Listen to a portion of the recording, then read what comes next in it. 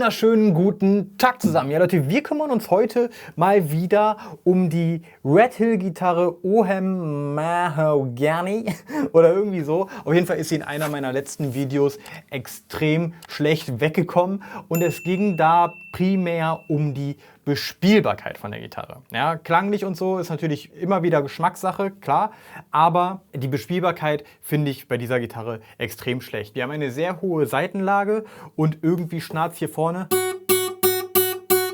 Ja, schnarzt da vorne an den zweiten, dritten Mund, habt ihr jetzt gar nicht gesehen, auf jeden Fall weiter oben schon, und obwohl wir hier unten sehr weit weggehen. Ich war vorhin beim Music Store und habe mir das gekauft. Das sind Sattelfeilen und das brauchen wir heute, um die Gitarre mal so ein bisschen fit zu machen, um die Gitarre mal einzustellen. Ich muss von Anfang an sagen, ich habe das alles noch nie gemacht. Ich nehme euch jetzt einfach mal mit und wir gucken mal einfach, was passiert. Also, Plan ist, Seitenlage runter, also wir wollen ein bisschen tiefer mit der Seitenlage und dass die über das gesamte Griffbrett nicht schnarrt.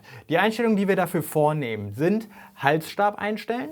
Wir schleifen hier oben die Kerben im Sattel nach und wir schleifen die Stegeinlage ab. Ja, das sind alles Arbeiten, die ich jetzt in dieser Genauigkeit noch nicht gemacht habe. Wie gesagt, allererste Mal. Kann sein, dass das Ding voll in die Hose geht und die Gitarre nachher im Arsch ist. Also nicht im Arsch, aber ihr wisst schon, dass die Teile halt versaut sind. Aber wie gesagt, ich nehme euch einfach mal mit und wir gucken mal, was passiert. Los geht's!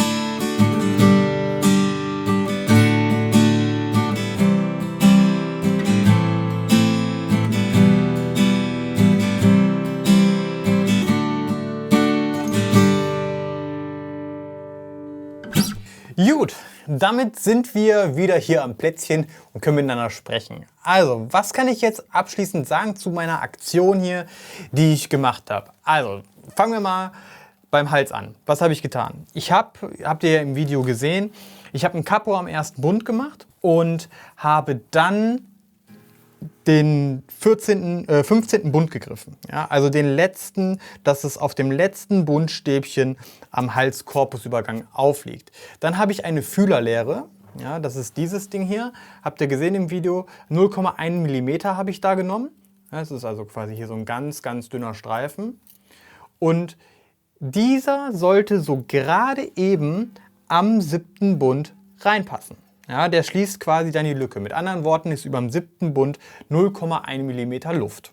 Ja, das habe ich gemacht. Das habe ich so gemacht, weil ich das im Netz gelesen habe. Ja, das habe ich mir nicht ausgedacht. Ganz einfach Netz, YouTube, ich weiß nicht mal wo. Keine Ahnung. Habe ich auf jeden Fall im Netz gelesen und habe das einfach mal angewandt. Der nächste Schritt war dann hier oben die Sattelkerben nachschleifen. Also nachfeilen.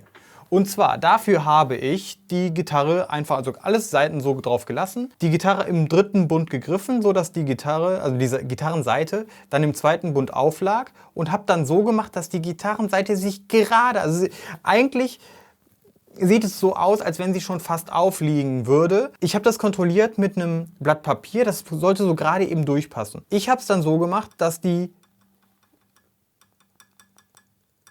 Hört man das?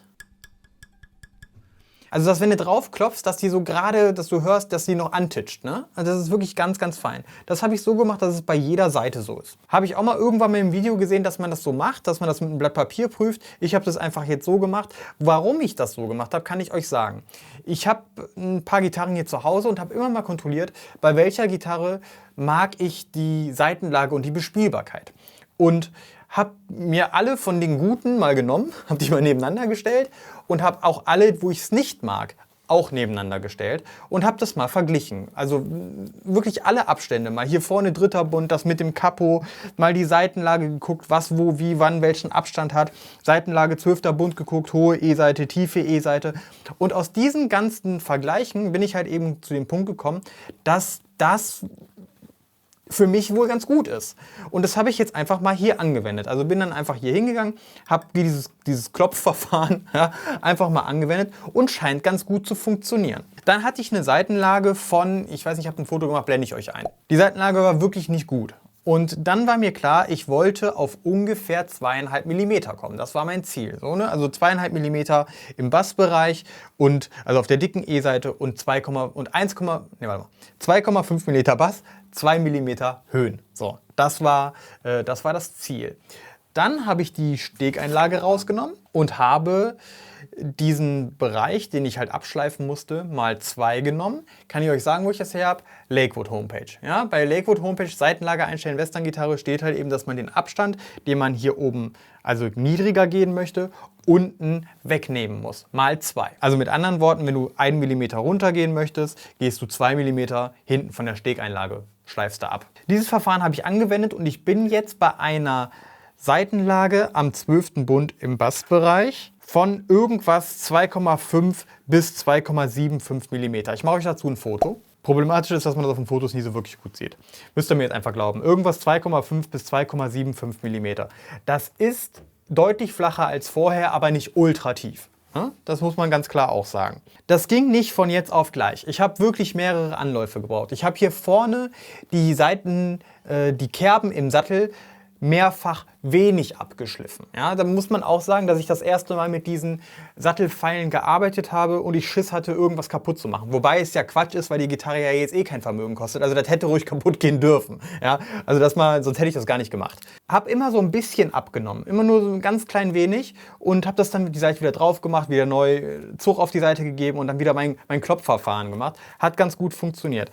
Dann habe ich das, als ich hier hinten die Stegeinlage dann auf ungefähr die richtige Höhe hatte, immer wieder nochmal die Halskrümmung gecheckt, nämlich mit Capo und hier unten drücken und dass hier unten auch am 7. Bund der richtige Abstand ist. Das hat jetzt ungefähr 2 Stunden gedauert. Mega lange. Für einen Gitarrenbauer, der wird mit Sicherheit sagen, ja, Mal lass das mal besser ein Profi machen, dann geht das deutlich schneller. Aber ich habe es zum ersten Mal gemacht. Und für das, dass ich das zum ersten Mal gemacht habe, bin ich mit dem Ergebnis echt zufrieden und wirklich, wirklich happy.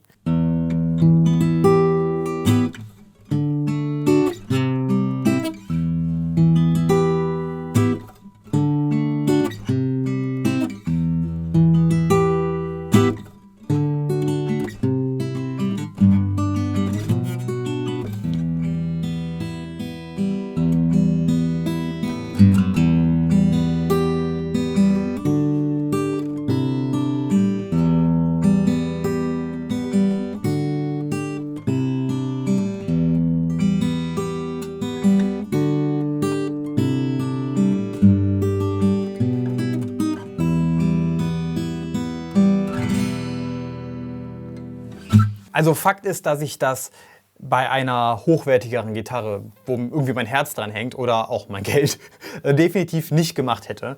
Und ich bin froh, dass ich das bei einer so einer günstigen machen konnte, wo die Saitenlage und die Bespielbarkeit wirklich, wirklich schlecht ist.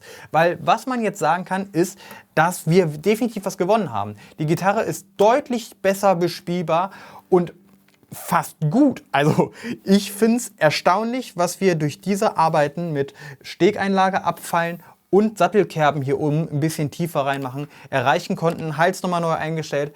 Jetzt ist das Instrument wirklich, wirklich gut bespielbar. Dennoch muss man sagen, klanglich ist sie natürlich immer noch, sagen wir mal, Geschmackssache. Verarbeitungstechnisch mit diesen scharfen Kanten hier unten, dass es so zieht und hier oben und auch, dass sich das hier immer noch, das geht ja nicht weg, das wird ewig so bleiben. Hier, dass sich das Beinig von der Decke löst und auch hier unten, habe ich im letzten Video gar nicht gesagt, ich glaube, das kann man so schon erkennen. Da ist am Gurtpin unten das Holz.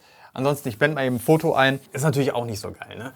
Aber Bespielbarkeit haben wir auf jeden Fall besser hingekriegt. Gut, dann hoffe ich, euch hat dieses kleine Video hier gefallen. Ich würde mich freuen, wenn ihr beim nächsten dabei seid. Haut rein, abgehen, ciao.